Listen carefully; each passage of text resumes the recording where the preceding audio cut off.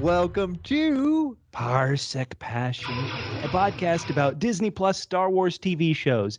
This week we're talking about The Book of Boba Fett, Chapter 6. From the desert comes a stranger, or as it's also known, Grogu gets good. Heck yeah. Hey, my name's Bubba, and with me as always is somebody who's on a scheduled vacation, actually. It's Catfish. Catfish, how you doing? Thanks, Bubba. You know, it is always a pleasure to be with the person who Yoda was referring to when he said, "Size matters not. The motion of the ocean it is." We are way off track here. Maybe the Book of Boba Fett is off track. Maybe it's on track. Who knows? Completely on track. On track. Catfish, what is your rating for Chapter 6? From the desert comes a stranger. I'm going to give it 9.99 triple G's. Wait. Triple G's? Yeah. Grogu gonna Grogu, man. When he sees those frogs, he's got to Grogu. Mando's back. All of our favorites are back, except for Boba Fett. But still, the only reason why I give this 0.01 is the 0.01% chance that they're trying to fool us that Grogu is not going to choose our boy Mando and that we're going to go Grogu-less. No way, people. But I'm going to give it a slight chance that they don't. It was so badass to see Cobb Vanth back. The Western, nearly all of the Mandolicious lines in the episode. He is cool. His hair is amazing. His sand covering is a blanket-sized almost. He's amazing. I love seeing everybody back. I thought Luke looked much better. Surprisingly, what I was also shocked by was that he sounded bad. I was like, why does he look so good and sound so bad? Theoretically, we have the real voice. I don't know, the de-aging on the voice was worse than the de-aging on the face, but I give it 9.9 new 9.99 Grogu's gonna Grogu, but who cares what I think except for me and all of our listeners? What did you think, Bubba? Well, Catfish, I don't like doing this, but I'm going to give this episode 2 unique ratings. Okay. 10-year-old Bubba is going to have a rating for this. And you know what 10-year-old Bubba's going to rank this. He's going to rank this 10 triple F's out of 10. Oh, that's what I stayed away from. Tell me what your triple F is, Bubba. Force-fed frogs. Yes, of course. Grogu is forcing a frog down his gullet because he's hungry. If you had 10-year-old Bubba right after Return of the Jedi's out, seeing these kind of shows, these kind of things, Luke training a new Jedi. Yeah, hell my Lord. I would have been in hog heaven. I would have been one with the Force. But now, adult Bubba has to give this a different rating. Yes, boo me. Adult Bubba. To access your childhood, Bubba. All right, what does Double G? Wait, Double G? Grandpa Grumps have to say about this episode? Okay, well, I am only going to give this what I like to call 10. 8 double P's out of 10. Double P's? Perfect Pykes. Last week I said, are the Pykes supposed to be the big bad of this show? Are they real? Do they do anything? Who cares about them? This week, they got on with it. Gosh darn it. They send somebody to go kill Timothy Oliphant's Cobb Vanth and his beautiful hair. They literally blow up Madame Garza. Like, holy smokes, this is the kind of threat we needed from these Pykes back in episodes 4 and 5 to make us feel like, oh, Boba, you got to go to war. You got to crush these guys. For some reason, we held it out to the penultimate episode. But perfect Pykes in this episode. They are the big bads we want. So 10 out of 10 for baby Bubba, 8 out of 10 for adult Bubba. Grandpa Grumps. Grandpa Grumps. I'm saying. This is the good stuff. Like, we've gotten to it. These last 2 episodes. That's why it deserves a 9.99. Man, wonderful, wonderful episodes. And Catfish, you and I like to talk and say things like, well, who cares what we think? We want to know what you think. And so we do these flash polls right after the episode's out. You tell me? Literally hours after the episode's out. Not many people have seen the episode, so not many people can vote. But we said, hey, people, grade the episode. Which do you choose? And we got 30 votes. And what's interesting is the top vote, Brilliant, that only got 73% of the people to say the slightly down brilliant. from last week. Exactly right. But what's fascinating about this poll is that, so we always have it brilliant, good, fair, poor. Nobody voted for poor. Nobody voted for fair. Yes. The other 27% voted that this was a good episode. People liked it. Hell to the yeah. Of course they did, because most people like joy in their lives, and this brought joy and Grogu back in our lives. Don't forget, even though I believe he's going to join Mando, he is being tempted to learn the ways of the Jedi, because the ways of the Jedi mean forget one frog, you get all of them in your gullets, all the frogs right Luke is putting his hand on the scale, right? You can go back to your friend who maybe lets you have one frog, or how about this? I heard some people make this joke earlier today. Tell me. You know, Grogu's 50 years old, but he really comes across like a toddler, right? Like a young toddler or a young kid at the very least. Now, if you were a kid, would you pick a new shirt or would you pick a new laser sword? Well, we're going to talk about that later, but I also believe that Luke is, in his way, tipping the scales in the other direction too. So at the end, when we get to that point, we'll talk about not only what we think Luke is doing, but also what we would choose. Oh, yes. I can't wait. That's a big topic. Our listeners have asked us to weigh in on this. And so we shall. And so we shall. But listeners, once again, this is a joint effort. It's not just us. We want to hear from you. Reach out to us. Tell us what you thought about this episode. Are our ratings wrong? Tell us what the right rating should be. Go to @DoublePHQ on Twitter and Instagram, Facebook.com/DoublePHQ. The word double, single letter P for podcast, HQ for headquarters. @DoublePHQ, Facebook.com/DoublePHQ. Go to YouTube, YouTube.com/C for channel/Double Media. Tell us what you think. We want you on this journey. Ooh, and Bubba, one quick thing I want to say is, because lots of people were asking me this week, tweeting, calling, emailing me, FedExing me, what is that behind you?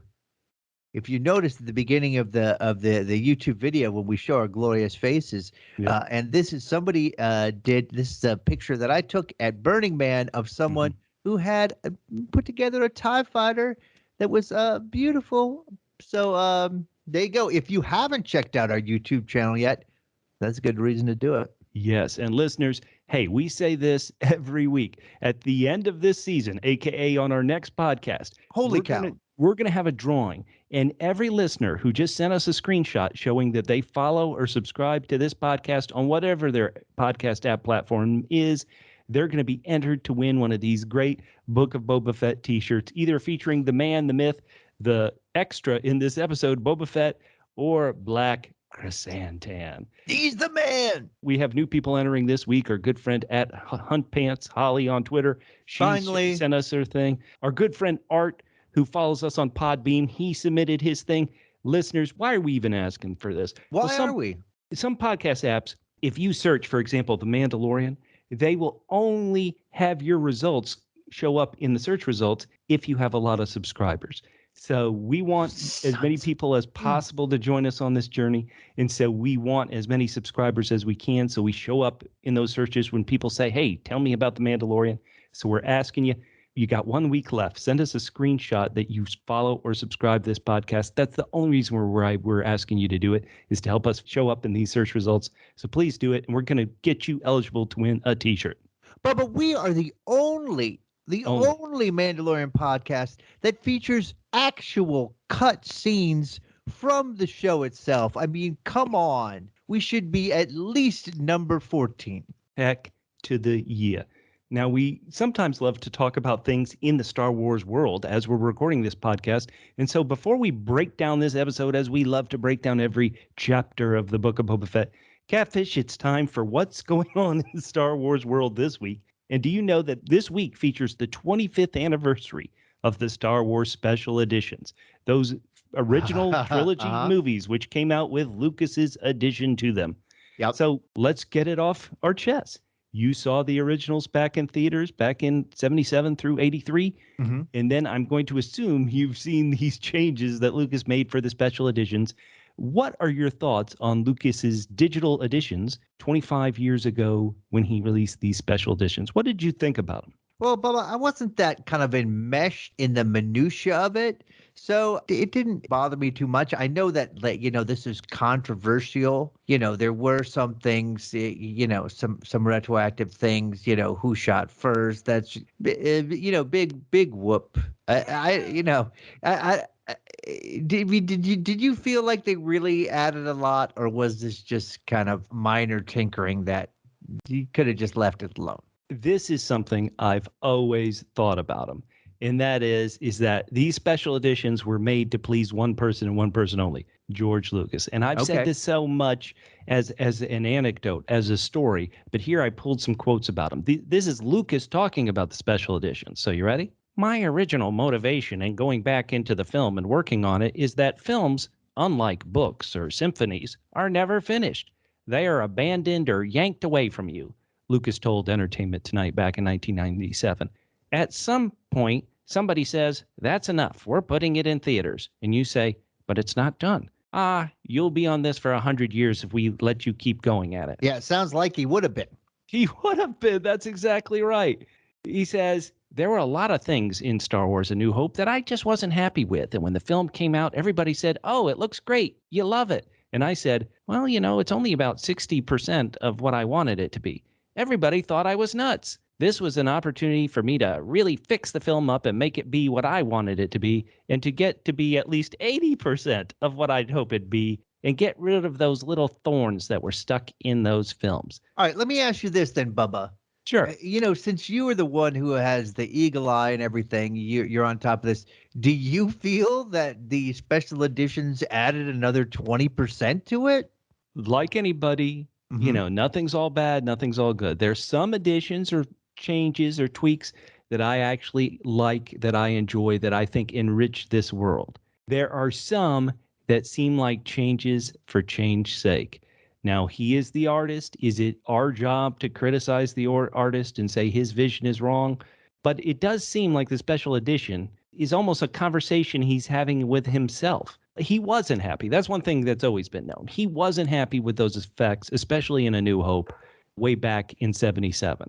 The fact that he got to change it and then kind of do some of the stuff he wanted to do in the prequels, at least technology and effects-wise, I'm glad that he did it. But as somebody who was a kid who was watching these films in 77 through 83, I thought they were perfect. The effects were fine. The effects were good. Yes, certain things you could tell were like a green screen or a puppet. It didn't matter. Everything else looked so good, especially compared to any other movie at that time, that I couldn't see the imperfections that were gnawing away at the maker, George Lucas. How about you? Like when you were a kid watching these films, did you think, oh boy, that really looks fake? No, and plus the whole thing is, you look back at those movies, I still think they look good. They're, of a time. Mm-hmm. I remember a few years ago, maybe it was like 10 years at this point, I went to go see, they re-released Alien on the big screen. And that was another one. It was like, they could have released it today. There was nothing, you could watch Alien today and not be thrown off by anything in that movie. It kind of helps too to, put them in a time period. My goodness, we all know that the prequels are my least favorite part of the trilogy. So, technology is, having things be perfect is not the be all and end all. No, I'm with you. Listeners, once again, we're having this discussion amongst ourselves, but we want you to be a part of it. Write to us at PHQ, Twitter, Instagram, YouTube. Leave those comments. Let us know what you think about the Star Wars special editions here on their 25th anniversary. Whew. Catfish. Every week we talk about, well, what do you want to talk about first? Whether it's the Daimyo drama or the Boba Back to Dreams. This week, it seems like we kind of have two stories. I don't want to say competing stories, but we do have two stories. We have the Grogu, what's going on with him at school? And we also have the Pykes putting their foot down on Tatooine. Which one do you want to talk about first? Let's save Grogu for last. We'll have the frogs for dessert. Oh, man. Frogs, good anytime, according to my boy Grogu. So, hey, let's get into it. The episode opens with Cobb Vanth coming to show that he's a pretty quick draw. and that he can take down 3 Pikes real quick on a quick draw. Maybe not the quickest draw we'll later see in the episode, but it's the return of Timothy Olyphant's Cobb Vanth. What did you think when this is kind of the first thing that happens here in Chapter 6? I was like, heck yes. I mean, any minute without Boba Fett is a good minute on the Book of Boba Fett. No, it's so good. I mean, it really is, as you said last week, this really has become it's season 2.5 of The Mandalorian, and I'm completely here for it. Cobb was one of my favorite dudes. Timothy Olyphant, the wiseacre gun dude, is the best. Love him. And in fact, just recently news came out that Justified is coming back. So we'll get to see more of wiseacre Timothy Olyphant, the sheriff. But for now, we got him in Mos Pelgo. Excuse me. Freetown. Thank you. Hello. We're now called the Commanders. Cobb has got, we know that Boba Fett's motto is, I am Boba Fett. Yep. Cobb Vanth's motto is, think it through. Oh, man. What a great. Is it a threat? Is it a taunt? It's like, I see you thinking about pulling your blaster. Think it through. Cobb Vanth is here to take names. Really not take names, just more like to create graves. One thing I thought was a bit just interesting, for lack of a better word, is we're all familiar with Westerns that the sheriff or the marshal wears their badge there, right there over their heart. Here, this is my badge. This badge shows that I run this territory. What's interesting is he says the line, these stripes say I'm the marshal of these territories. Now, the stripes were on his belt buckle, which was hovering right over his little gun. I mean, that's an odd place to, now you got to check out everybody's belt buckle to see if they're the law. Well, he usually follows that up with, he's like, these stripes having the marshal of these territories. You looking at my wang? As a marshal, he doesn't even really want to get into trouble. He's like, I didn't see what was going on in that box, so no crime has been committed here. Take your stuff and leave. He even says, hey, you can go commit your crimes in those other cities like Mos Espa and Mos Eisley. No skin off my teeth. But, the Pikes maybe have been pushed around too much, and they're sick of getting pushed around. And so instead of getting pushed around, they get put down. 3 real quick. 3 in the dirt real quick. Cobb Vanth is here. Whew. Oh, yeah. And he tells the last guy, all right, now you can leave this. Take the cash. Leave the spice. And let you guys know, not in my hood. Man, I love it. I love all these lines, these are real. I don't even know they're Western lines. They're just intimidation lines. I can see you're the smart one. And I say this with respect. Anyone who gets lost running spice through Mos Pelgo again will be lost forever. Stone cold. Hell to the yeah. But they let him know how much the spice is worth. And then he just kicks it over so it throws off, just blows away in the wind. Cobb Vanth is a double S. Wait, double S? Yeah, spice a squanderer. You take that spice, man. You know what? I've seen Freetown. You think Freetown couldn't use some spicing up? Come on. Do you know how many death sticks you could have made from that delicious spice? That was a waste, but it also showed that Cobb Vanth is on the good guy team. And that's actually, I think, it doesn't get touched upon on the shows too much, but I think that does bring up an interesting point later when we get to his high noon standoff. And so, hey, this episode, though, is about really a lot of things other than Boba Fett. And so the next time we're here, next time we're here talking about the Pike problem on Tatooine, it's Din has seen his little buddy. He flies back to Tatooine. He lands there in Boba's palace in the hangar, and he walks into the meeting of the crew. And this is where we pretty much hear, okay, this is what we need to take care of in the last episode of the season. Bubba, and yet another ridiculous thing happens here. We've been joking for the last couple episodes that people keep throwing bags down. Here's your money. Okay, sounds good to me. He goes in, the Gamorrean guard's like, no, I'm sorry. you're not allowed in here. I'm guarding this. And he goes, Yep. and Din just drops Fennec's name. And the guard's like, oh, all right. Well, if you know Fennec's name, you must be cool. No problem here. Right this way, sir. Right. He turns away and he shows his back to Din Djarin. Din could easily just shoot him in the back and be like, okay, one guard down. Holy cow. Now, yep, go ahead. Fennec is running through the situation. What's going on there in Mos Espa? She's saying everything. And she's like, listen, the Pikes are taking over. Our sources say they're at these spots where the red little lights are on our display. The mayor has flown off world. The storm is about to break. Holy cow. Then my buddy, the double M mayor's major domo, has to pipe up. Why he's at a meeting of Boba's crew, who knows? He is in manacles. He is jaded up, but he suddenly is like, oh, anybody can talk, huh? It was a scheduled vacation, actually. And Catfish, this has got to be, we don't like talking politics too much here on this Star Wars show. But when Fennec says the storm's about to break, then the mayor's major domo says it was a scheduled vacation. Are they making a joke about Senator Ted Cruz? Holy cow. That would be storm? so awesome. I love it. So if anybody doesn't know, or our foreign listeners, there was this terrible winter snowstorm that hit a southern state, Texas, really when they were making this show, The Book of Boba Fett.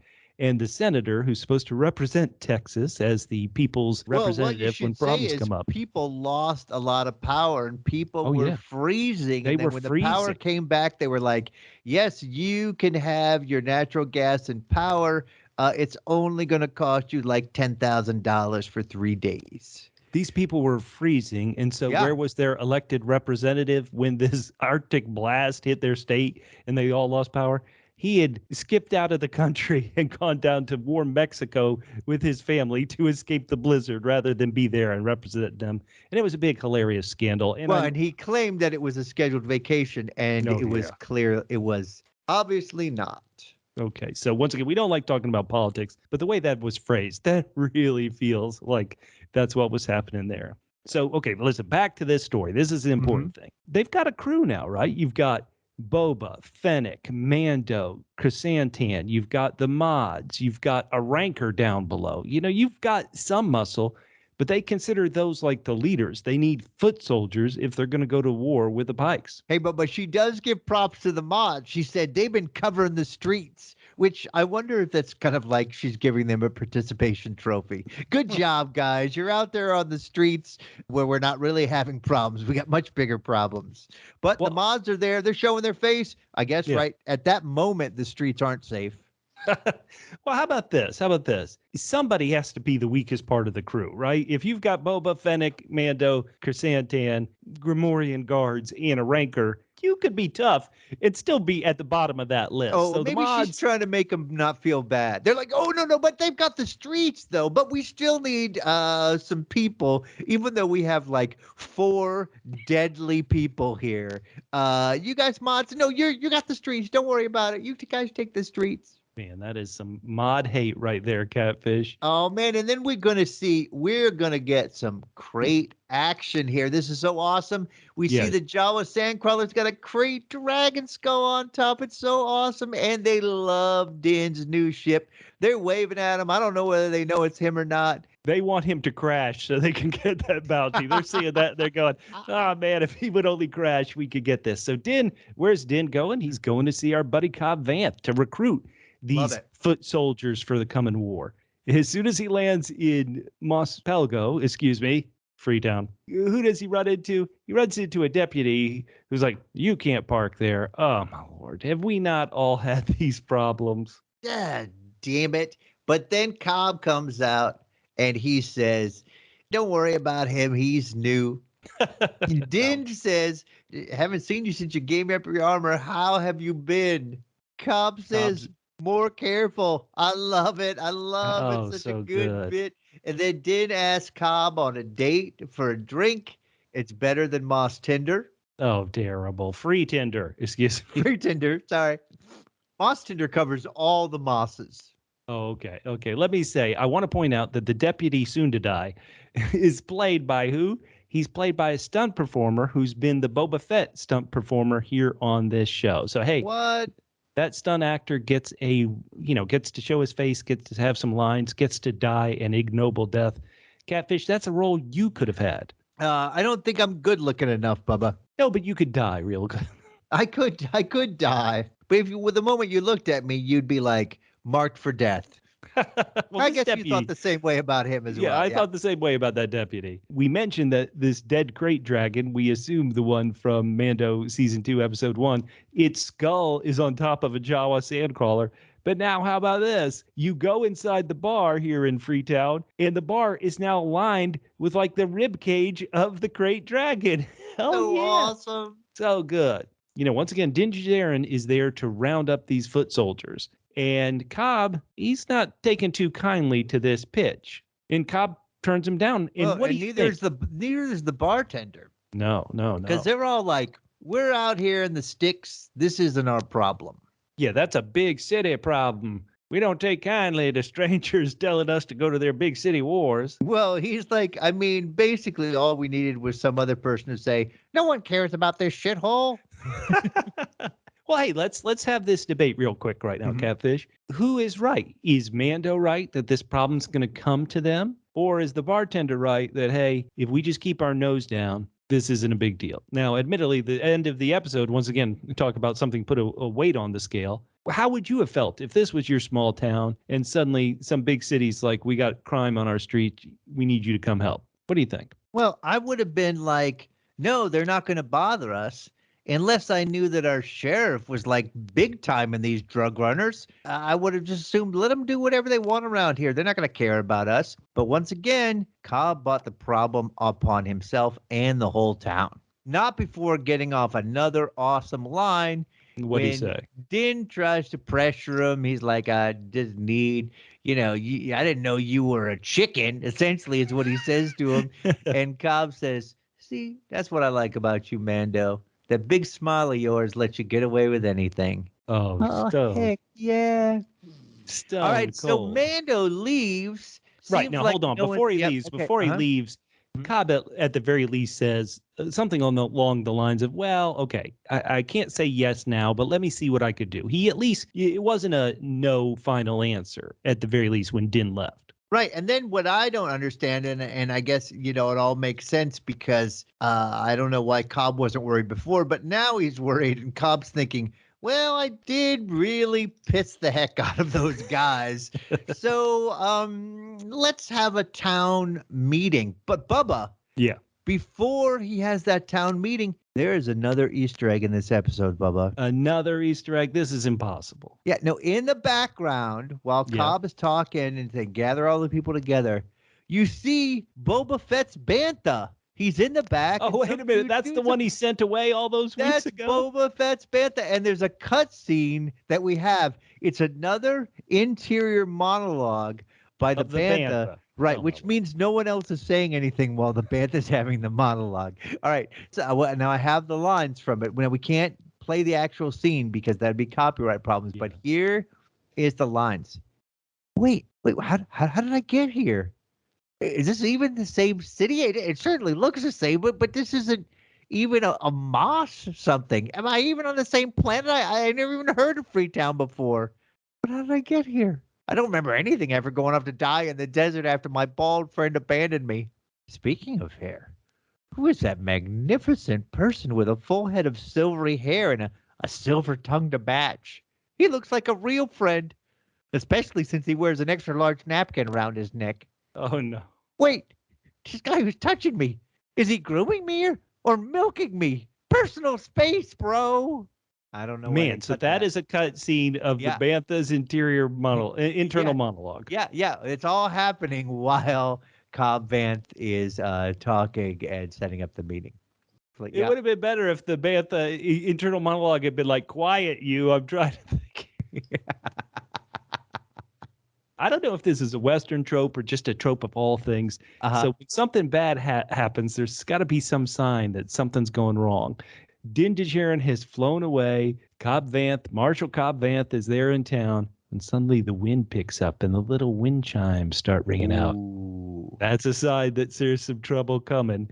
And what is this trouble coming? Way in the distance, walking all the way. Oh, so good. It's a villain from the animated shows who these fans love. A villain by the name of Cad Bane. Let me tell you something, walking Bubba. up in the horizon. I loved this. I have never seen this character before. He is a badass. Now, I got to say this. I assume, because this is a CGI character, that the person who did his voice in the animated show is the same guy doing his voice now. Same guy, yeah. That voice is so scary. And I have to say, I thought this guy is such a badass.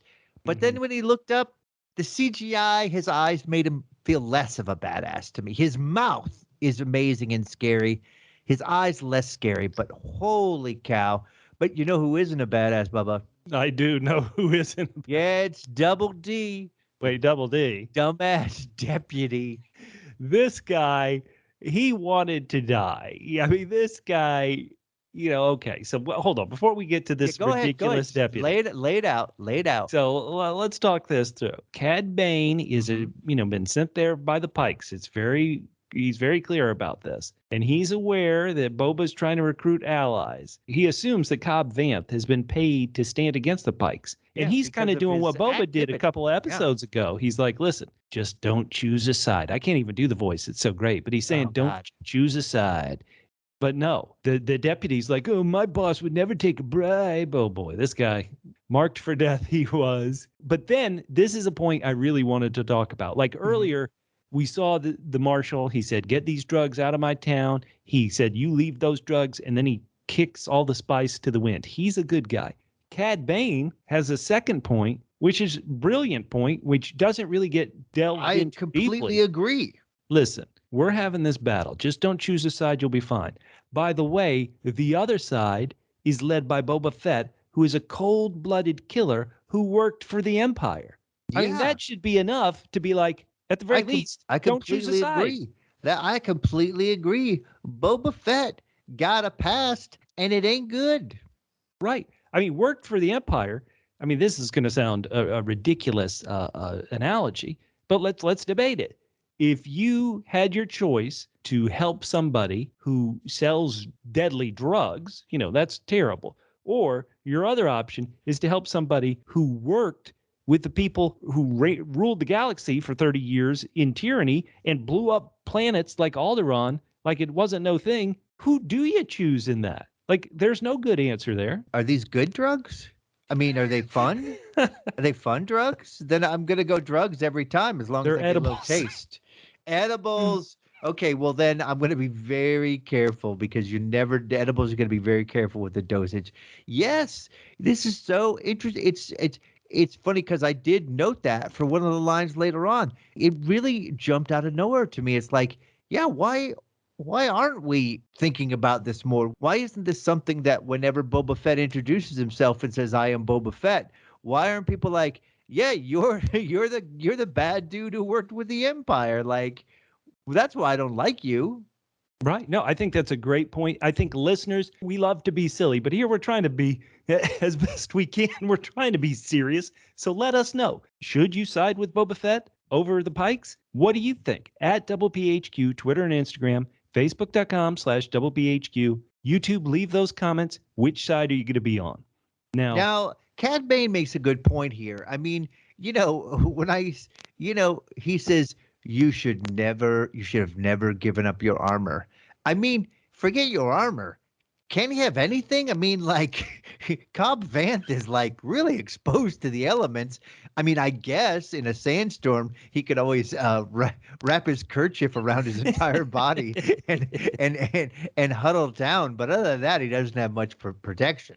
Well, you would say once the Great Dragon was taken care of, what is the big crime that the marshal is normally preventing? Illegal park. His deputies were worried about illegal parking. Do you want to wear a bunch of armor to say, hey, you can't park there, buddy? That's a good point, but I could at least use a hat, although it would cover up his magnificent hair. This is all setting up the classic high noon, the gun draw battle down the main street of town. So classic. This is one of the longest face-offs I've ever seen without anything happening. at least between the deputy kept doing the two dumb lead stuff. guys. That The happened. deputy kept doing stuff. I mean, Cobb. The only thing missing was Cobb saying, "I got this, deputy," and he should have said something. Well, he did say, "Go back inside." Sorry, give Cobb Vanth his due. He did say, "Deputy, go inside. I got this." But how about this? Do you have a favorite standoff like this? Do you have a favorite in movie or TV history where it's two guys? You know, there was a classic one on The Wire between the character Omar and Brother Mazone. Do you have any others? You know, people are saying The Good, the Bad, and the Ugly, which I think was a three-way standoff. Yeah, that was good. I liked the standoff in Sam Raimi's Western. There were some good standoffs in that. The Quick and the Dead. I'm also thinking about Reservoir Dogs. Oh, yeah. Oh, how could we forget that one? Of course. Yeah. But it always works. Let's be honest. It always works. You get two characters, or in this case, we keep pointing out this R.I.P. Deputy Scott, which the credit said his name was. But this works. We know Cobb Vanth. We know he's bad. But even if you don't know this character, Cad Bane from the animated shows, you know, one look at this guy and you know. Ooh, I mean, he starts talking. And again, before you see his eyes, which I think are a little, maybe it works in the animated, but it's a little too much, I think, for live action. But the mouth and the voice, whatever he wants. I will do whatever you want, sir. This deputy, it's a trope of Westerns. He's got the itchy trigger finger. This is what itchy trigger finger means. His fingers are dancing around his blaster. He wants to pull it so quick. And he just in the end gets himself killed and gets, I think, Timothy Oliphant's character, Cobb Vanth, survived. But he gets gunned down too. I mean, this bad guy, new villain. I mean, we were talking earlier about how Cobb was so good in the first fight. I think maybe if he wasn't distracted by the deputy, he would have taken care of business. So, yeah, deputy fail is what it was. Once Cobb Vanth goes down and the deputy, you saw the people run to town to gather around Cobb and say, "Hey, get a medic, get some medicine." We didn't see anybody run to the deputy. They were like, "Lost cause." But Cad Bane, once again, this new character, this badass dude who's obviously working for the Pykes, he lets everybody know, as long as the spice keeps running, everyone will be left alone. See, so the guy in the bar was actually right. Stay away. Oh man. Cobb, goody two shoes, Cobb Vanth. But don't you think this in the end had the opposite effect? You killed our deputy. You shot our marshal in the shoulder. Now we do have to join Boba Fett's fight. No, that's what's going to happen. I think lesson learned. Lesson learned. Okay, maybe they will get upset until one of them says to Cobb, "Why did they come and bother us?" And he's like, "Well, like I made them give up their spice, shot 3 of them, and then wasted all the spice." Then the bartender's going to be like, "You're on your own, Sheriff." So once again, this is setting up our villains. This is what we've needed for a while. And the next thing, you could have ended an episode on this shootout, right? Yeah. And this next thing you could have ended an episode on too. The Pykes walk into this sanctuary. They're holding their Camptono, the infamous ice cream maker that showed up in Empire Strikes Back for a flash that has now become what you carry your Republic credits in. And they sit down and a droid comes up and says, "Hey, you want some drinks?" They get some drinks. Then the two Twi'leks come over who talk to everybody and they're like, "Hey, do you want your helmet cleaned?" Catfish, never trust anybody who doesn't want their helmet cleaned. Or who keeps their helmet on. Oh, important thing. Now, Bubba, I have a question here. Okay. Because these two hotties come up and they seem a little put off / surprised when they get rejected. So my question is quote unquote getting your helmets cleaned, is that literal or is this a Disney euphemism for sexy time stuff with the Twi'leks? Listeners, this is why. Because those Twi'leks were hot.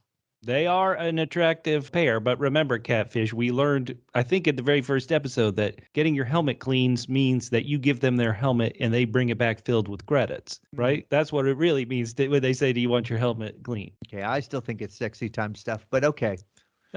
Okay, so this is such a short scene. Like, once again, this could have ended episode 4, ended episode 5, and it should have had a scene earlier in the episode to remind us that Madame Garza is kind of cool. But real quickly, the droid's like, "Oh, guys, you're leaving. You left your Camtono behind. You have a split-second shot of Madame Garsa's face, meaning she knows what's about to happen. And she hid. And then, oh, kaboom.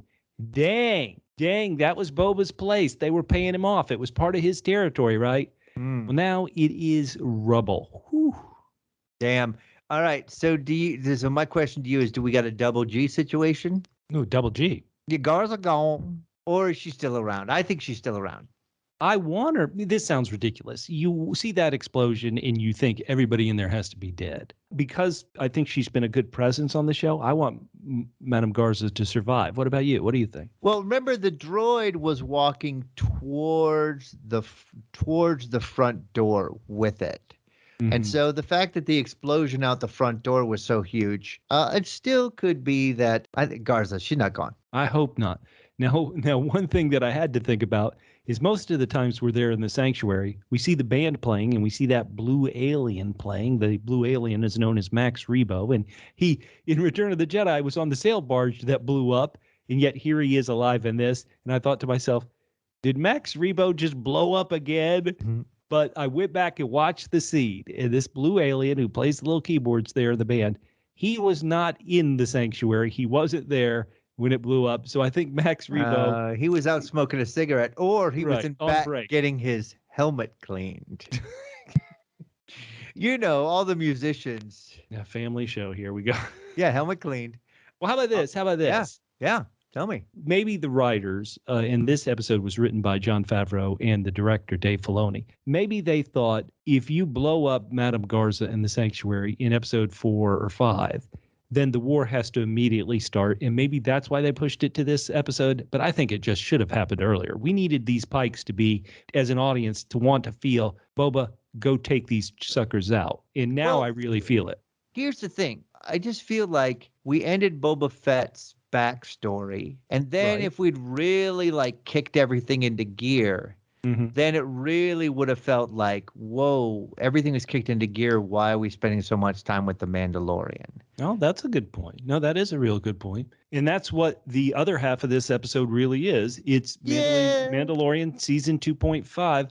What's up with Grogu? Grogu-licious. Catfish, how much money is Disney making off Grogu? This guy is gold. Every time he's on screen, gold, I tell you. So good to Grogu. Man. And he's starring, his scenes in this episode are opposite the biggest star in all of Star Wars, Luke Skywalker, and still it's the Grogu show. This thing is a double M money mint for Disney. It is. All right, so let's get into it. So Din lands at the building site of Luke's Jedi Academy. R2-D2 is scanning the area, and R2 is upset because... Yeah, Mando wants to see Grogu instead of him. R2 sees a nice port that's going to waste in Mando's ship. Right. He's like, wait, you tunneled out the part of the ship that I used to ride in, you jerk? Now, I should say R2-D2. I always mention that when I first saw the first one in 77, the only thing I could understand was I love robots. And so R2-D2 was always my favorite character as a kid. So anytime he shows up, I should probably rate the episode a 10 out of 10 just because. Oh, man. Well, speaking of loving robots, you made an interesting point to me. Well, right. When we first met Mando, what was his big thing? The very first really kind of thing we learned about him in the first episode is he could get on a speeder piloted by a droid. And he's like, no droids. I hate droids. Now he's, working with Peli's droids. He's saying hi to everybody. He refers to R2-D2 as friend. What happened to his droid grudge, man? He's flipped the script. Well, I'll say two things. One, he got his ass totally saved and healed by a droid, and then he basically would have completely died in that cantina without that droid. He's hanging out with all the R2's Ant 2s is what I'm calling them because they're the little ant droids, right? Yeah, and he's yelling out, "Is anyone alive?" There's a whole bunch of droids right there. That is hurtful, and that is droidism at its worst. So he still seems to have something against droids, although not actively hating them. He still treats them as if they're not sentient. Boo. Good work, Din. Now, as R2 is leading him towards the construction of the school, one neat little thing the show does is you see in the distance kind of a rock going up, and you think it's floating, and you think, oh, Jedis are lifting these boulders. But no, it was the androids, and they're building the Jedi temple. R2, you got to give him credit. At times he's been, just one droid in one ship. Here, he's the boss. He sees this android. He's like, hey, build a bench for this bum. I'm going to turn myself off and take a nap. Oh, yeah, because his feelings are hurt that Din is here for Grogu and not him. Now, Grogu, let's get to this money mint for Disney. Mm-hmm. He's there with Luke, and they're sitting there. They're just, chilling, meditating. But if a delicious, yummy frog, a one-eyed frog, comes up meditating, nah, we can do that later. I'm ready to eat. Grogu is hungry. Perfect. This is gold. Grogu gold. So good. Oh, yeah. And then, like I said earlier, well, Luke shows him the real power of the Force, pulls all the frogs out. Grogu is like, it's snack time, but then Luke drops them down. Luke is showing the true power of the Force. Double E. Wait, double E? Eternal eats. Grogu, Luke lifts his arm up, all those frogs out of the creek there, and Grogu's like, buffet. He's at Golden Corral, and he's going to be in a real big fight for food. Hell yeah. All right, so now we see our first take-two look at digital Luke. I already said that I thought he looked amazing and was so confused because throughout the episode, I kept thinking he looked amazing and was just so put off by his voice the entire time. Well, okay, let's talk about this real quick. Digital Luke 2.0 looks incredible. He really does. He looks amazing. He's not perfect, but what we're seeing, it reminded me of when we were kids. We saw the metal Terminator in Terminator 2, and that was a digital effect. And then a few years later, we saw the digital dinosaurs of Jurassic Park, and it's kind of led to this point we're at now. And in some ways, we're seeing the exact same thing. It's not really that they're de-aging Mark Hamill. It's that they're creating a digital version of young Mark Hamill. And in Mandalorian Season 2, at the end of the episode, he did look a bit janky. And now he looks so much better. It's incredible. And he had so much screen time. Right. And out in the sun as opposed to a relatively dark spaceship that he was on in Mando. Yeah, they did a great job. Now, you keep talking about the voice. What they do with his voice is now Mark Hamill's aged. He's got a 60 or 70, however old he is. He's got a 60-year-old man's voice. And so what they're doing is it's pretty much they're digitally sampling his young voice to make these new sentences. And so I agree, at times those sentences don't come off perfect because it's not somebody saying them and then somebody digitally manipulating the waveform. They're taking words that young Mark Hamill said and using them to build a digital library almost. And that's how his voice is created. It's still, I mean, I don't, we just saw Mark Hamill recently in this world. His voice, I mean, granted, I haven't seen the old ones in a while, but I think I would buy his voice more than I would buy this voice. It's not perfect. Well, even the digital version of him, there are times where if you look at those eyes, the eyes look a little bit dead. There are times when the digital Luke 2.0 speaks that the lips don't perfectly match it. Like if anybody look in a mirror when you say something that begins with an M, like move or more, your lips touch and then say it together. And yet digital Luke, sometimes his lips don't touch when he makes an M or a P, which require lips being together. So listen, once again, in just 1 year's time, which is really all it's been, they've taken leaps and bounds. I think in a few years, we're really going to have a lot of digital versions of actors, and it's really incredible. I just thought it looked great. Great. Someone's going to take all my gigs. The deputy already took my gig. Now, Luke, he's like, Grogu, let's take a walk. But Grogu takes so long to walk. Luke is picking him up. Luke is giving him force lifts so he can keep pace. That's awesome. I love it. Teach a man the Force, and he cannot walk forever. Pick him up, and he'll just be lazy. Lazy Grogu. Catfish, we know how you feel about the prequels. How did you feel about this scene? It's presented as Luke's like, Grogu, I can help you remember your homeworld and in your past. But when Luke puts his hand on him and tries to use the Force to help Grogu remember things, Grogu remembers the clone troopers slaughtering the Jedi as the result of the Emperor's Order 66 of events during Revenge of the Sith. Now, they didn't explain how Grogu survived that, because in this vision, it looks like these troopers are, hey, let's go kill that one. But this is a scene that takes place during the prequels, during Revenge of the Sith. How did you feel about this scene? And then I want to talk about it for a bit. I thought it was really cool. I don't know if we're going to get a full background on Grogu eventually. I mean, my concern more is if they're ever going to explain where Grogu, what frog planet he spends the entire sequels in. Well, hey, we can get to that. As far as predictions, I am at times, I don't want to say a prequel apologist, but that final prequel, Revenge of the Sith, I'm higher on it than most people in my Star Wars rankings. I tend to have it about fourth.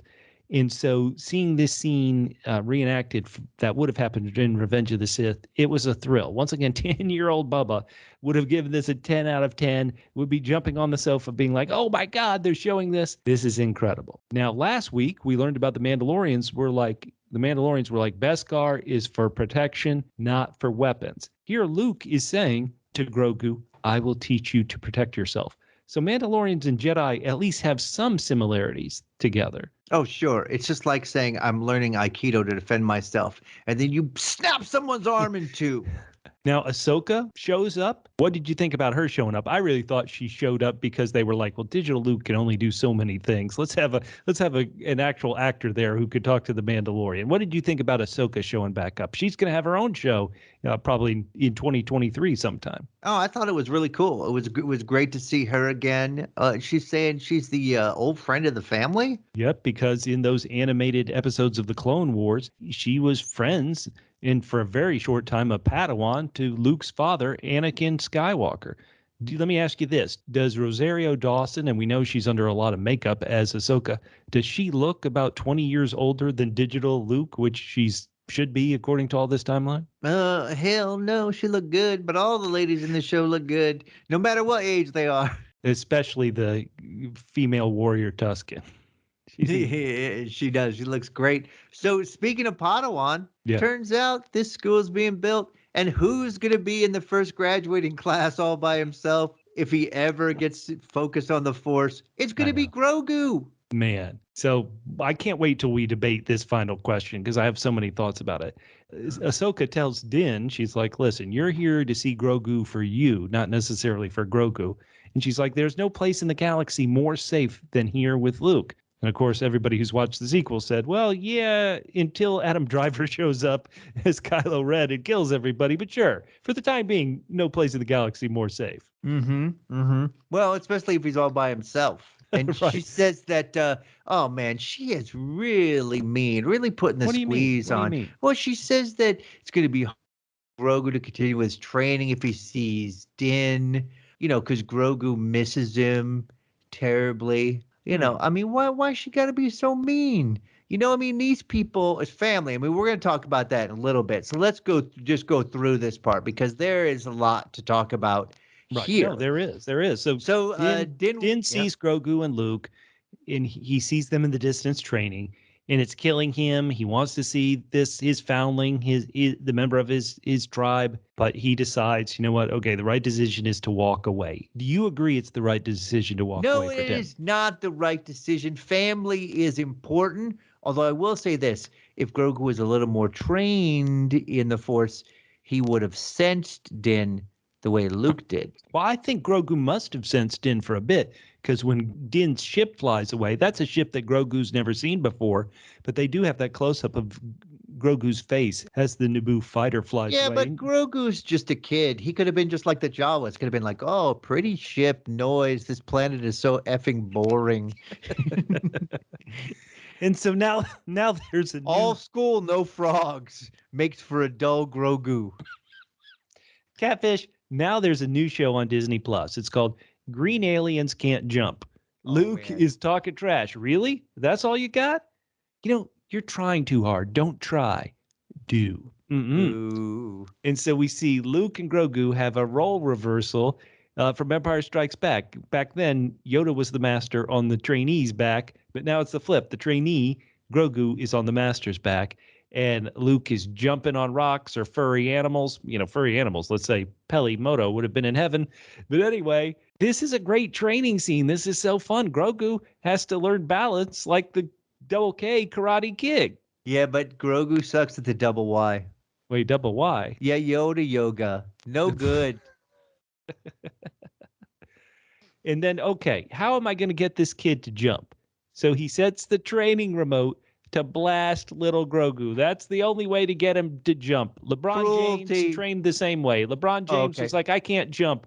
And then his dad said, all right, I'm going to start shooting these lasers at you.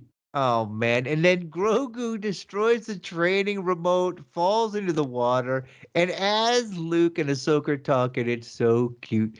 Because little Grogu, he still gets tuckered out quick whenever he uses the Force. The rascal, he just like falls over under the rock and starts sleeping. Gosh, he's adorable, Bubba. Oh, man. But hey, is he adorable? But is he studying in school? Luke says to Ahsoka, he's like, sometimes I wonder if his heart is in it. And then Ahsoka says, when she looks at Luke, she's like, so much like your father. Ouch.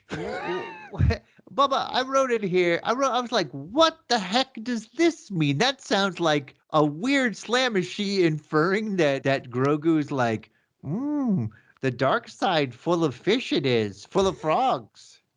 Well, I think, now, once again, if you're unfamiliar with animated shows, the way Ahsoka's story went is that she was going to be a Jedi. She was a Padawan, and she was Anakin's Padawan, and so she knew him before he had really flipped to the dark side. But then she decided that the Jedi way really wasn't for her, and she quit the Jedi Order, so she wasn't around and really didn't see him do all the terrible things that he did, like killing other Jedi. You assume she's saying to Luke, if his heart, that Luke is questioning, I wonder if I'm doing this right. I wonder if my pupil's heart is in this. And she's like, oh, that's what your father thought about me, because my heart maybe wasn't in really being a Jedi. But for everybody else, they're like, you never want to be want to be reminded that you're related to this jerk who has sliced people up and killing kids. Yeah, you don't want to say, gosh, you're so much like Mussolini. But I mean before. Well, okay. Holy this cow. This is something I've seen people questioning. I question it. Ahsoka and Luke are talking about Jedi rules that were from the prequels that ended up helping the Jedi fall in the Empire rise. The idea about how the Jedi do not allow for emotional attachments. And I'm thinking to myself, but Luke, you're emotionally attached to your sister, Leia, to your best friend, Han, to your friend Chewie, Lando, 3PO, R2. Why are Luke and Ahsoka following this old dogma which failed? Well, let Grogu have attachments, man. Let's talk about the end of the episode, because I feel like that leads into this whole discussion. Okay, so the one thing that Ahsoka did is she presented this present for Grogu from The Mandalorian. Luke presents Grogu, his student, with a choice.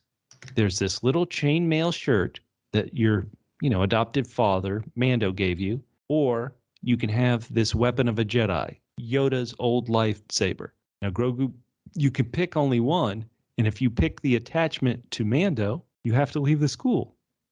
That's tough. Right. So first, I was fooled by the way the tying of the bag was. I thought it was for his head because the edge of it had the little like ears. Right. But Luke is. I think first of all, Luke is being a dick here because now. Oh, come on. Let's know. Look, I think, and this is where I differ from you. I think Luke either intentionally or unintentionally tips the scales, because we know the decision Luke made. We know that when offered this choice, Luke chose to go with his friends. Okay. Oh, yeah. And he also says, if you take the training, it will take you years and you may never see the Mandalorian again. So I think Luke will not be disappointed and in fact is tipping the scales the other way. Oh, okay. I see what you're saying. All right. Okay. I see what you're saying.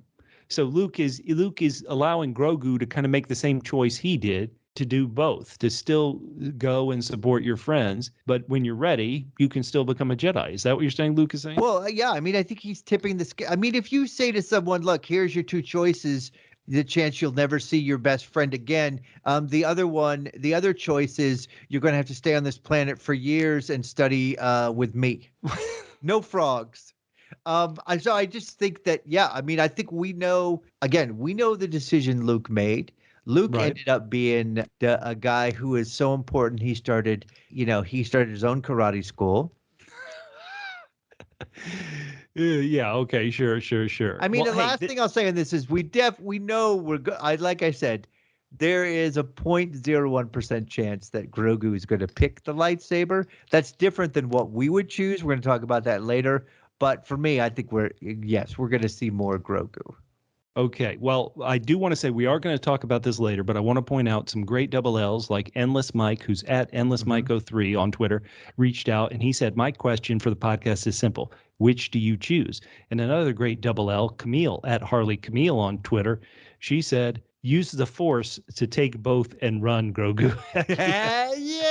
Heck yeah, that's the best answer. So we're not going to top that answer, but we are going to talk about it. But once again, that is the end of the episode, the penultimate episode, the penultimate chapter of the Book of Boba Fett. We were both really high on this, Catfish. This show has taken us on some crazy highs, some crazy lows, but I am so excited about next week's final episode. And so I'm sad that it's the final episode. How long do we have to wait for Mando season 3? Ooh, well, they're filming it now, and they should be wrapping up filming it now. So maybe December if we're lucky. Well, we'll have to see. That's maybe. Too long. So, hey, listeners, we're going to debate this. We're going to keep talking about this, but we can't say it enough.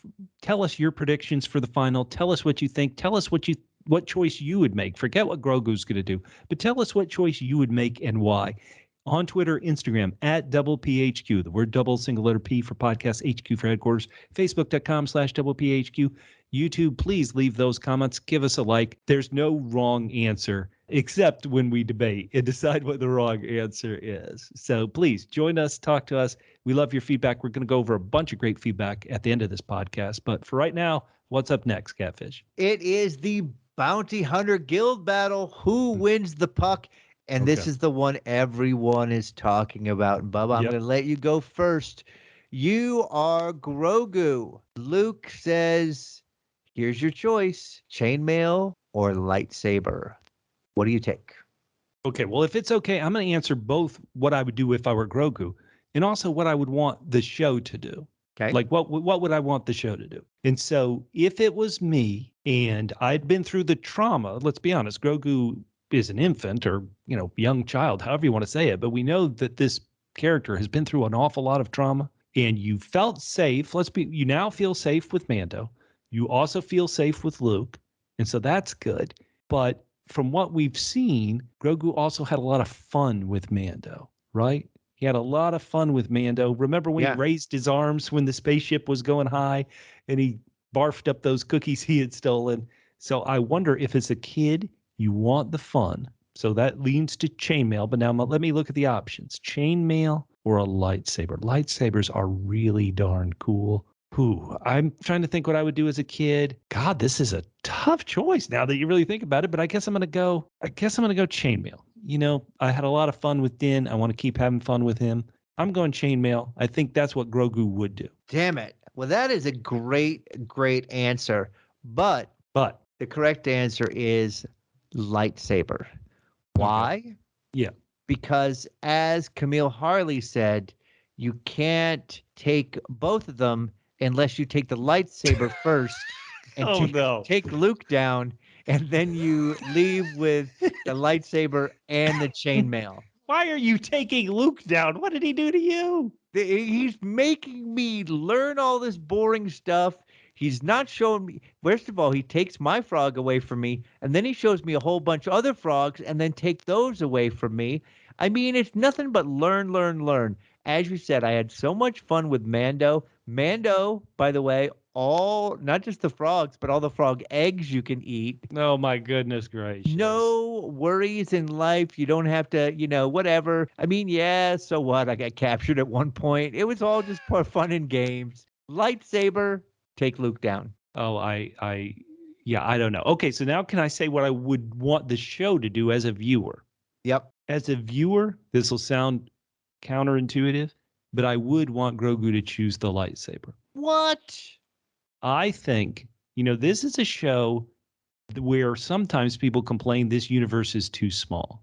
If you immediately rush Grogu and Din back together, there's a chance, as much as we love season 1 and season 2 of The Mandalorian, that it's just kind of the same show over and over. If I know the title of this show is The Book of Boba Fett, but it feels more like the Clone Wars, where you have 3 episodes kind of about one storyline, and then maybe 2 episodes about another storyline, and you jump around the galaxy so much. And I think if we could have more seasons of Grogu training and growing and seeing more of his power. I mean, heck, in this one episode, he's learned how to, force jump, which is awesome, and levitate things like frogs. So I would love, more of Grogu and Luke training. I love them doing in this scene, and so I would love more. So as a viewer, I think that's the more interesting choice. But I think the way this show is, he'll just immediately get back together with Din. So that's what I would choose. As a viewer, that's what I would like. I'm going to make some very timely examples here. Okay, timely. Let's hear it. To keep Grogu and Din apart is like separating Laurel and Hardy. It's like separating Sonny and Cher. They needed to be separated, Sonny and Cher. Okay, well, Sonny and Cher. There we go. You make a very, what I like to call double P. Double P? Yeah, persuasive point. All right. To keep them apart. But, I mean, I guess it's good. They've got, like, de-aged Luke is looking pretty good. But, God, the adventures of Grogu and the Mandalorian, I would take 6 more seasons of them doing the same stuff. Come on. It's so good. Listeners, we've given you our thoughts. Once again, I'm going to keep saying it till I'm blue in the face. Reach out to us at WPHQ, Twitter and Instagram, Facebook.com/WPHQ, YouTube. Leave those comments. What is the right choice for Grogu? What is the best choice as a viewer?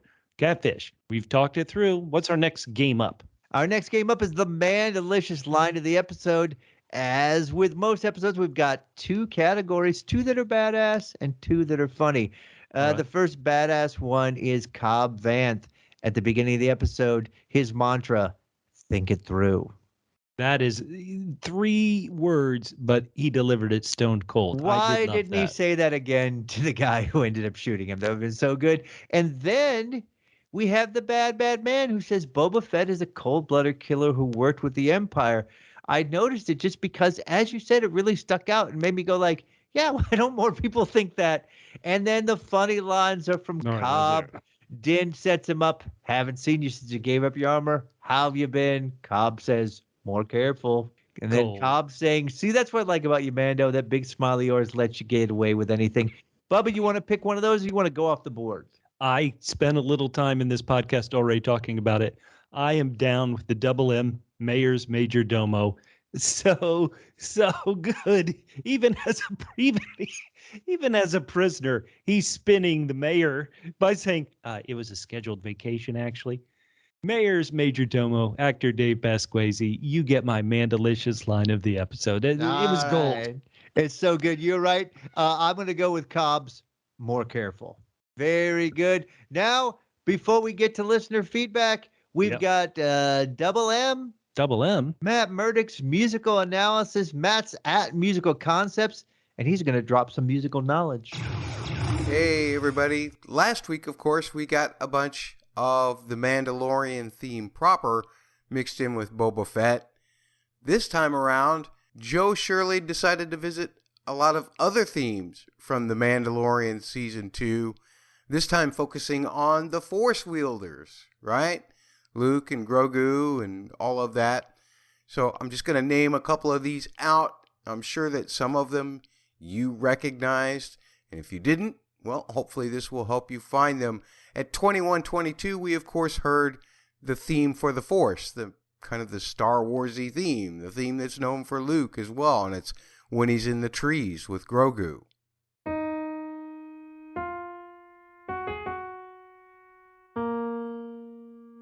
Hey, speaking of Grogu, we heard the theme that they started for him in Season 2 as a big feature piece in this particular episode. It started right at 2248 when he was just being introduced to the training remote.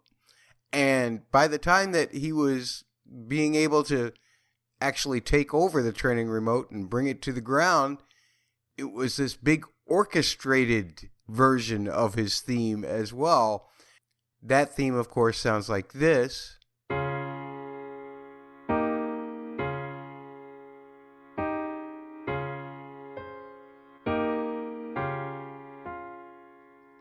That one uses what we call a Lydian scale, and a Lydian scale makes things sound more wondrous, and it's used to make us see things kind of through Grogu's eyes. But I've talked about that before, so go back and listen to some past Parsec Passions if you want to hear more in-depth analysis of that. Finally, we have the same Luke theme that we heard at the end of Season 2 of The Mandalorian when he came to the ship to get Grogu, to collect Grogu, so to speak. We heard that a couple of times. Once at 10:58 when Luke was lifting all of the, space frogs, Grogu goodies, a double G. I know, that's not my job. Anyway, we heard it then, and then we heard it again when Luke and Ahsoka were talking right before she leaves again. It's got little hints of that Force theme actually within it as well, a different part than from what I played on the piano. You heard big build-ups of chords of it with him lifting the frogs, but you actually hear the melody a little more plainly when he's talking to Ahsoka, and it sounds like this.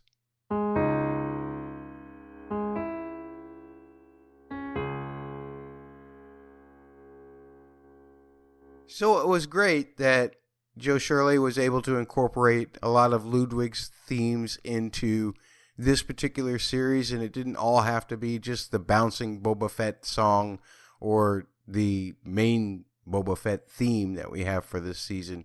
He's done a good job of keeping what I like to think of as musical character continuity with the themes, which most franchises do pretty well. Anyway, that's all I've got this time around. Back to Bubba and Catfish. Matt is perfect as always. Sometimes we're too deep into this podcast. We need to have him go first sometimes because he's so smart with what he talks about. Thank you, Matt. Once again, at Musical Concepts on Twitter. All right, and we have got some feedback. First of all, from YouTube, so we know that this is from last week's episode because we're recording this right now, so it's not up on YouTube. Yep. Elias Sideways says, "Oh, snap, I can see your beautiful faces here. Why was I only sticking to the audio version?" That is a great point. Still on the first 5 minutes of the podcast, but already got the quote of the week. Listeners, we are very, very high. Hey, I've been really quite negative on Book of Boba Fett. Episode 3 was straight up trash. 2 was pretty good, but overall the show's going nowhere. Seeing episode 5 made me realize seriously how big the gap between those two shows are. Well, let's see the next 2 episodes. He agreed with me. The Book of Boba Fett's so much better without Boba Fett. Thank you so much, Elias. And you say you could see our beautiful faces. The fact that you kept watching is very kind or very, very mistake proof. Hey, we joke about our loyal listener, Sweet Gav, who gives us feedback sometimes on YouTube. And he had said he was so upset with some of the previous episodes, he had threatened to quit watching, but he did end up watching Chapter 5. Oh, but boo. Apparently he's still not a fan. He's not connecting with it the way a lot of listeners are. And he said, so much for a galaxy far, far away. They start off the show of last week's Chapter 5 showing industrial plastic freezer strips. Hey, come on down to Bob's Industrial Fridgeware. Was the bounty that the Mando was looking for hiding out at the local Applebee's? Harsh, I know. But I do tune in every week to hear the fun critique. Forget Mando and Grogu. We want Bubba and Catfish, the real tag team duo of the galaxy. That is pretty sweet. Oh, that is nice. We got some Chapter 5 feedback on Twitter, and it's our friend Camille and Harley. Camille, they said, if I don't see Grogu in a little Beskar vest next week, I'll be pissed. Love the episode. Well, you didn't see Grogu in the vest, but you saw Grogu. He wasn't in the vest. They were next to each other. Harley, we're going to have some more feedback from her. She did love it. We've already mentioned him, but at Endless Myco 3, when talking about Chapter 5, he said, Mando is like the empty nester with the midlife crisis going from a van to a Corvette. Oh, that is good. That is excellent. That is excellent. Except in this case, he did used to sleep in the van, and now he's sleeping in the Corvette. Holly at HUDPants says about episode 5, this was such a great episode. Enjoyed the test drive that felt like a callback to pod racing from episode 1. And we get to see the BD droid, which, if you played Jedi Fallen Order, is instantly recognizable as that droid is your little sidekick throughout the game. Oh, man. Our good Double L Laura, who's at Mazocat on Twitter, she wrote, "It was so good seeing Mando again. I love the juxtaposition of him, the wary warrior, sitting back in the relatively posh interior of the Starliner when he was flying coach, as I like to say." And Laura liked that his jetpack, when he was on the Starliner, was just sitting on the seat beside him. Oh, man. Rob the Toon Man, at Rob the Toon Man, makes a good point. Oh, we were making fun last week because we're like, only 500 people died because there was 1,000 tears. Right. Rob says the night of 1,000 tears, that means there were only 500 were left to cry. So everybody was killed except for the 500, Bubba. There's your math. Now, hold on. It could be even worse. I mean, we were just giving, 1 tear per eye. What if one person cried 20 tears out of each eyes? That means even less survived. It's not possible. Thanks, Rob. That actually was brilliant feedback. Mara, who's at Maru_Mara76 on Twitter, she wrote, Chapter 5, that was amazing. To get essentially a bonus episode of The Mandalorian, but I hope it doesn't negatively affect Book of Boba Fett from wrapping up everything effectively. Maybe let's pause there. Do you think that we can wrap up everything effectively in one more episode, Catfish? I mean, it's going to be quick. I mean, I'm always making fun of the Pike storyline being so minimal, but they really are not the big enough bads to take everything down. It really feels like we're not going to wrap everything up effectively, but that Boba Fett was a nice side story in the Book of Boba Fett to The Mandalorian. Now, Mara continues. She says, in Chapter 5, Mando took the job with Boba Fett, but first he said he was going to check up on a friend. Was he talking about Grogu or Moff Gideon? Is he going to actually help Boba or not? That's what she wants to know. And she said, thanks for reading her feedback on the pod. Well, of course. Thank you for giving it. Well, this is kind of a good point. Why, there must be a little bit more with Grogu, but think about it this way. Why couldn't we have seen Grogu train in this episode and then had it be about the fight and then a little bit more fight and then Grogu deciding at the end of next episode and going with Mando? Well, it is very bizarre. Let's be honest that if you watch The Mandalorian, in a year from now and never knew to click on the Book of Boba Fett, you're going to see season 2 end with Grogu going away and then possibly season 3 begin with them already back together. They're kind of forcing you to watch all these shows. Smart choice, Disney. I love it. Pat Finagle at Patman23 says, I cannot confirm nor deny at CJGman67, that's me, suggestions that I engineered the exile of the Mandalorian. But I think the episode demonstrated consequences for certain characters' actions, which is reasonable. He says, I'm glad you both enjoyed the latest episode of the Book of Boba Fett. I thought it was super entertaining. I appreciate the showrunners doing what they want to do, although all the criticisms you have are valid. I'll recognize and respect that. Well, that was very nice. Oh, respect. He wants to rule like Boba Fett. Good work, Batman. Way to go. Remember, I am Patman23. We got some Chapter 6 feedback from Camille and Harley. Camille, she says, mind blown with this episode. Loved it. Where do we go from here? Well, let's say it, Catfish. Where do we go from here? Let's answer Camille's question. We both assume that Grogu's going to choose to go back with his buddy Mando. You would assume maybe that is how the episode next week ends. Then we have to have this awesome new villain, Cad Bane, face off against somebody. You would assume Boba Fett, since it's the Book of Boba Fett. We assume Boba Fett's going to ride that Rancor that he said he wanted to ride. What else do you think has to happen in that final episode? They got to kill all the Pikes. And the mods got to clean up the streets. I mean, literally with brooms. Oh, man. We are the mods. We are the mods. We are the mods. Hey, that gets us to the end of another episode of the Mandalorian Parsec Passion podcast. We say it till we're blue in the face, but we're going to be giving away T-shirts next week. The reason why we ask you to send that screenshot showing that you follow or subscribe to the podcast is just to help us with analytics and help us get found by other Star Wars Mando fans. So please send them in to us, send them to our Twitter, send them to our Facebook page. You can email us. The email address is hello@doublepmedia.com. We want you to be entered to win. We want to thank you for joining us on this journey. For everybody here at Double P Media, my name's Bubba. You can find me on Twitter at Fit and Trim. That's FITTENTRIM at Fit and Trim on Twitter. And I am Catfish. You can hit me up at CJGman67 on Twitter.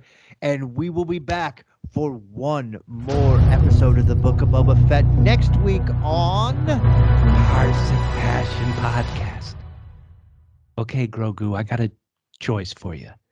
You can either have this wonderful Beskar chainmail shirt, or you can have what's in box right here next to me. Ooh, it's a lightsaber. Or you can have what's behind door number 3. Hi. Let's make a deal. I'm Boba's Bantha. Oh, Take me.